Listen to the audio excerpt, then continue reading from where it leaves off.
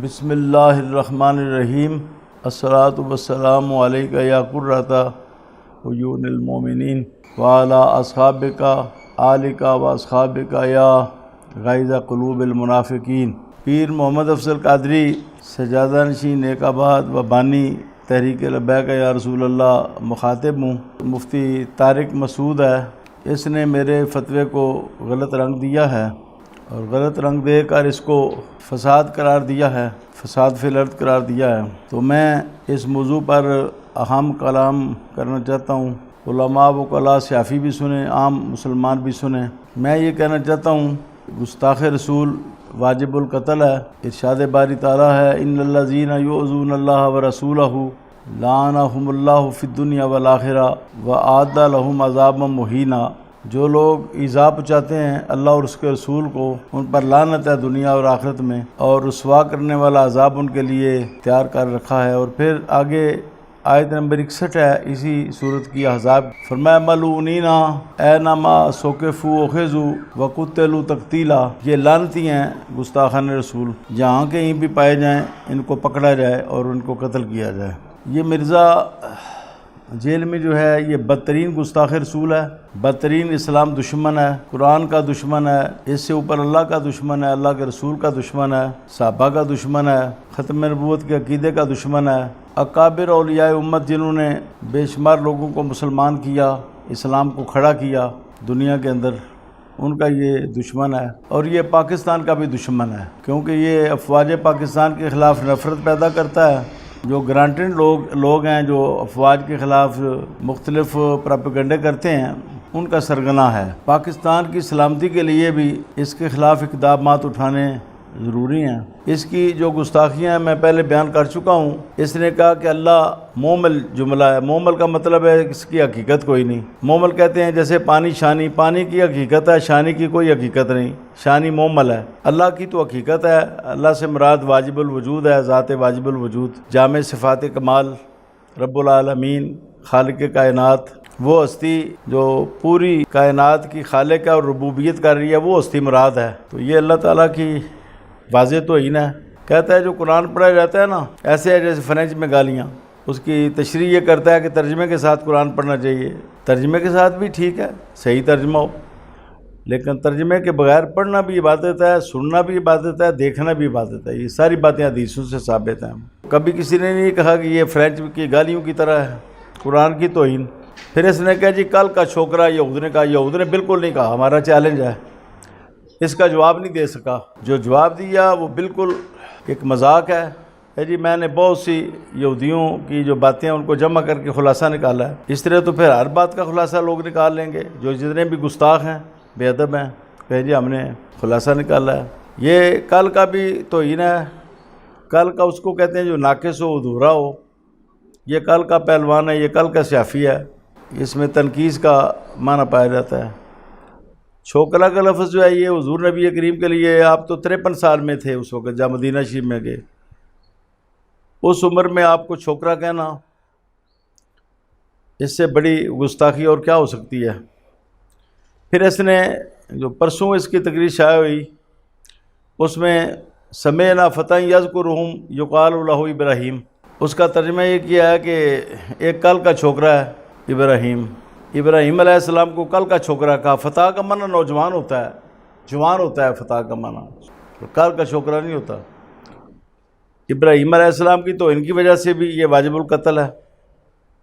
حضور نبی کریم صلی اللہ علیہ وآلہ وسلم کی توہین کی وجہ سے کسی بھی نبی کی جو توہین کرے وہ واجب القتل ہے۔ پھر اس نے کہا جی توحید صحیح بیان ہو جائے تو پیغمبر، فرشتہ اور کوئی بزرگ کوئی شاہی نہیں ہے، پیغمبر شاہی کوئی نہیں، یہ بھی کلمہ کفر ہے۔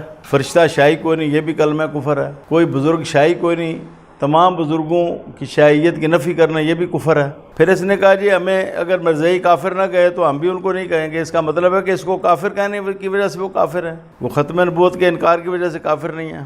یہ اسلام سے بھی انحراف ہے اور یہ آئین پاکستان سے بھی غداری ہے۔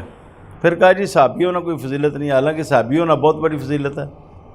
نبی اکرم صلی اللہ علیہ وآلہ وسلم فرماتے ہیں تو موت پہاڑ کے برابر سونا خرچ کرو، میرا صحابی موت یادہ موت، سیر یادہ سیر جو خرچ کرے تو اس کا ثواب زیادہ ہے۔ اور قرآن پاک میں بے شمار آیتیں ہیں صحابہ کی شان میں، ان کے لیے جنتی ہونے کی سندیں دی گئی ان کو، اور بے شمار ان کے فضائل بیان ہوئے۔ یہ صحابہ کی بھی توہین کرتا ہے۔ اس کا آغاز داتا صاحب سے ہوا، جن کو پوری دنیا مانتی ہے، گنج بخش فیض عالم مظہر نور خدا۔ اس کا آغاز داتا صاحب کو گالیاں دینے سے ہوا، حضرت غوث اعظم کو برا بلا کہا اور بہت سے بزرگان دین کو۔ پھر اس نے پاکستان کو کمزور کرنے کے لیے افواج پاکستان جو جانیں دیتی ہیں پاکستان کی حفاظت کے لیے، آج اگر فوج نہ ہو مضبوط تو پاکستان کے دشمنان اسلام جو ہیں ٹکڑے ٹکڑے کر دیں پاکستان کے۔ یہ فوج کا احسان ہے کہ فوج قربانیاں دے کر پاکستان کو بچا رہی ہے۔ یہ ظالم اللہ اور اس کے رسول کے بعد فوج کو بھی برا بلا کہتا ہے، تو یہ تو پاگل کتے کی طرح ہے۔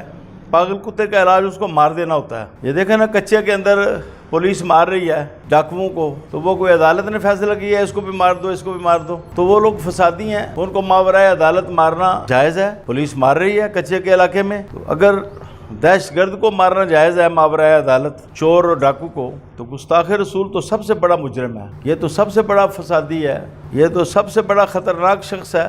اس کے وجود سے تو زمین کو پاک کرنا چاہیے۔ اب میں واجب القتل کی تشریح کرتا ہوں۔ واجب القتل کا معنی یہ ہے کہ حکومت اس کو قتل کرے گرفتار کر کے۔ ہم نے یہی راستہ اختیار کیا ہے۔ FIR درج ہو چکی ہے جیل میں ہماری طرف سے، میرے ایک مرید نے درج کرائی ہے، شیر اسلام عمیر علی قادری نے۔ امید ہے کہ ہماری حکومت، ہمارے جج کوئی مثالی کردار ادا کریں گے۔ ابھی تک تو، آج تک تو کسی گستاخ رسول کو سزا نہیں ہوئی۔ دوسرا طریق جو ہے وہ یہ ہے آپشن، ملعونین اینما ثقفوا اخذوا وقتلوا تقتیلا، جہاں بھی پائے جائیں یہ لعنتی ان کو قتل کیا جائے، یعنی ماورائے عدالت بھی ان کو قتل کرنا جائز ہے۔ یہ کہتا ہے فساد ہے۔ تو مفتی تقی عثمانی کو بٹھائے نا درمیان میں، اور اپنے بڑے بڑے علماء کو لاہور میں آ جائے، تو اس کی اور مفتی تقی عثمانی کی ٹکٹ میں دے دوں گا، اور قرآن و سنت کی روشنی میں فیصلہ کر لیتے ہیں کہ حضرت عمر نے فساد کیا تھا یا آپ نے ایمانی اقدام اٹھایا تھا۔ جب بشر نامی منافق نے کہا کہ میں حضور نبی کریم کے فیصلے کے بعد آپ سے کراتا ہوں، تو انہوں نے کہا اچھا پھر میں کرتا ہوں، تلوار چلا کے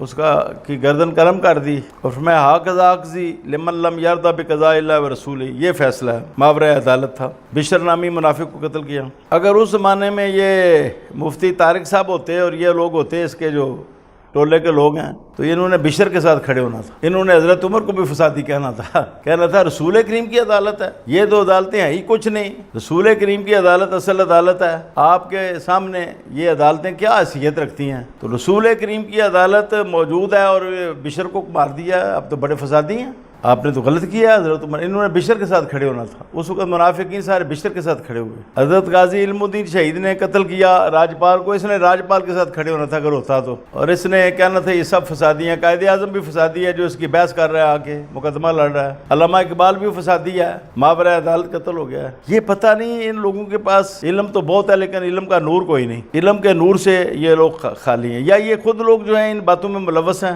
اور یہ اس کا دفاع چاہتے ہیں، مرزا جیلمی کا۔ بہرحال میں ان کو یہ چیلنج کرتا ہوں، آپ کوئی کلپ جاری کرنے کی ضرورت نہیں ہے، مجھے ٹائم مقرر کریں، مجھ سے وقت کریں، ہم بیٹھ کے بات کرتے ہیں قرآن و سنت کی روشنی میں۔ مفتی تقی صاحب کو ساتھ لے کر اپنے بڑے عالم کو، میڈیا آن ہوگا، صحافیوں کو بھی بلا لیں گے، بات ہو جائے گی، چند منٹوں میں انشاءاللہ مسئلہ حل ہو جائے گا۔ ایک آپشن یہ ہے کہ حکومت قتل کرے گستاخ رسول کو۔ حکومت نے آج تک کسی کو قتل نہیں کیا، یہ کہتے ہیں جو حکومت کے پاس جاؤ، حکومت نے آج تک قتل نہیں کیا، پھر بھی ہم حکومت کے پاس گئے ہیں۔ آج تک ہزاروں مقدمات قائم ہوئے 295 کے، کسی کو قتل نہیں کیا گیا، کسی کو سزا نہیں ہوئی، پھر بھی ہم گئے ہیں، ہم نے FIR درج کرا دی ہے۔ کوئی یہ نہ کہے جی انہوں نے حکومت کے ساتھ رابطہ نہیں کیا، قانون نافذ کرنے والے اداروں کے ساتھ۔ دوسرا آپشن یہ ہے کہ کوئی غازی اسلام اٹھے، یہ میں نے کہا ہے۔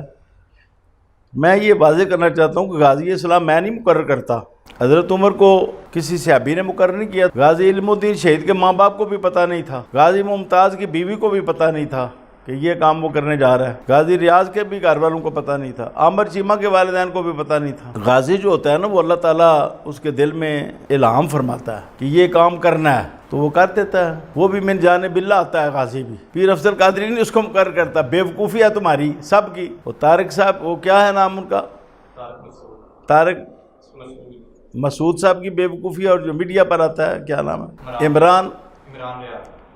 عمران ریاض بھی بے وقوف آدمی ہے۔ میں نے تو کہا کہ غازی اٹھے گا، پھر میں نے تو مروانا ہوتا تو میں نے کہا جیل میں کوئی شام و شام مروا دینا تھا۔ میرے اتنے مرید تپے ہوئے ہیں شاگرد، میں تو کسی کو اشارہ دیتا تو شام و شام مار دیتے، لیکن غازی اللہ نے پیدا کرنا ہے، اور اللہ اپنے رسول کی عزت کا محافظ ہے، اللہ ضرور پیدا کرے گا۔ جب کوئی غازی پیدا ہوگا تو میں سب سے پہلے اس کی حمایت کروں گا، انعام بھی دوں گا اس کو انشاءاللہ تعالیٰ۔ اس کا بہترین حل یہ ہے مفتی طارق صاحب، آپ اپنا لوگوں کو گمراہ نہ کریں۔ آپ سے تو جج بہتر ہے وہ جس نے اکتوبر 1911 میں غازی ممتاز کے بارے میں فیصلہ کیا، اور اس نے کہا ممتاز آپ نے اسلام کی روح سے درست کیا ہے آپ نے، لیکن ملکی قانون میں آپ کی یہ سزا بنتی ہے۔ اس نے بھی کہا کہ اسلام کی روح سے آپ نے درست کیا ہے۔ تو اب اس موقع پر ہم نے ملکی قانون کو بھی دیکھنا ہے اور اوپر اسلام کو رکھنا ہے، اسلام کو اوپر رکھنا ہے۔ اسلام سپریم لا ہے، اسلام کے نام پر پاکستان بنا ہے، پاکستان اسلامی ریاست ہے۔ اسلام کی روح سے گستاخ رسول کو ماورائے عدالت قتل کیا جا سکتا ہے۔ اگر کوئی قتل کر دے تو امت نے اس کا ساتھ دیا ہے، قائد اعظم نے ساتھ دیا ہے، قائد اعظم سے آپ بڑے قانون دان ہیں، بابا قائد اعظم ساتھ دے رہا ہے، بمبے سے آ رہا ہے ٹرین پر بیٹھ کر بیماری کی حالت میں آ کے 3 دن بحث کرتا ہے ہائی کورٹ لاہور میں، علامہ اقبال ساتھ دے رہا ہے، پوری دنیا کے علماء ساتھ دے رہے ہیں۔ آپ اس وقت ہوتے تو آپ بھی اس وقت راجپال کے ساتھ کھڑے ہو جاتے، کہتے جی فساد ہوا ہے۔ تو فسادی آپ ہیں جو ناموس رسالت کی مخالفت کر رہے ہیں۔ کتنا جہاد ہوا، کتنے لوگ قتل ہوئے، آپ پھر کہیں گے سارے صحابہ فسادی تھے؟ کتنے لوگ قتل ہوئے، کتنی جنگیں ہوئی، آپ فسادی کہیں گے؟ تمام صحابہ کو جنہوں نے یہ فتوحات حاصل کی، اسلام کو غالب کیا دنیا میں، یہ سب فسادی ہوں گے؟ تو گستاخ رسول کو چھوڑ دیا جائے کہ وہ گستاخی کرتا پھرے، اس میں اصلاح ہے یا اس کو مار دینے میں اصلاح ہے؟ یہ تو پاگل کتے سے بھی زیادہ خطرناک ہے گستاخ رسول۔ لہذا میں اس وقت کچھ دل کا مسئلہ ہے، میں نے کچھ اور باتیں بھی کرنی تھیں، اسی پر میں اکتفا کرتا ہوں کہ آپ آ جائیں لاہور میں، ادھر گجرات آ جائیں، آپ تقی عثمانی کو ساتھ لے کر کسی بڑے عالم کو۔ آپ کے بارے میں تو مجھے پتہ نہیں، نہ آپ کے ماں باپ کا مجھے پتہ، آپ تو ایک مجہول آدمی ہیں، آپ کسی معلوم کو لے کر تو بیٹھ کے بات کر لیتے ہیں۔ میں لاہور آ جاؤں گا، انتظام میں کروں گا، جگہ مقرر کر لیں، میرے ساتھ وقت کر لیں اس مسئلے پر کہ کیا غازیان اسلام کا کردار درست ہے یا غازیان اسلام کا کردار فساد ہے۔ جن لوگوں نے اس کو ظلم کا، تشدد کا، وہ بھی آ جائیں، ان کو بھی ساتھ ملا لیں۔ جنہوں نے غازی کے کردار کو ظلم کا، تشدد کا، ان کو بھی ساتھ ملا لیں، وہ بھی ساتھ ملا لیں، اور آپ اپنے ٹولے کو بھی ساتھ ملا لیں، اور میں انشاءاللہ تعالیٰ آ جاؤں گا۔ میں اکیلا ہی آپ کو پورا پڑھ جاؤں گا سب کو انشاءاللہ تعالیٰ، اللہ اور اس کے رسول کے فضل سے۔ تو بیٹھ کے بات کر لیتے ہیں۔ یہ کیا ضرورت ہے میڈیا پر آپ کہیں جی یہ فساد ہو گیا، یہ غلط ہو گیا؟ ہاں جی، کوئی غلط نہیں، میں نے بات کہی، میں نے ساری بات قرآن و حدیث کے مطابق۔ قرآن کہتا ہے لعنتی ہیں جہاں کہیں پائے جائے ان کو پکڑا جائے، ان کو قتل کیا جائے، من سب نبیًا فاقتلوہ۔ یہ حدیث اگر اس میں کوئی ذوف بھی ہے تو قرآن کریم نے اس کا ذوف دور کر دیا ہے احادیث صحیحہ نے۔ تو اللہ تعالیٰ ہم سب کو غیرت ملی عطا کرے۔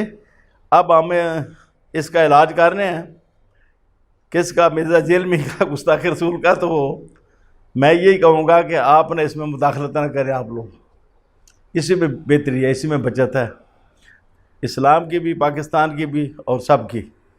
اللہ تعالیٰ ہدایت عطا فرمائے۔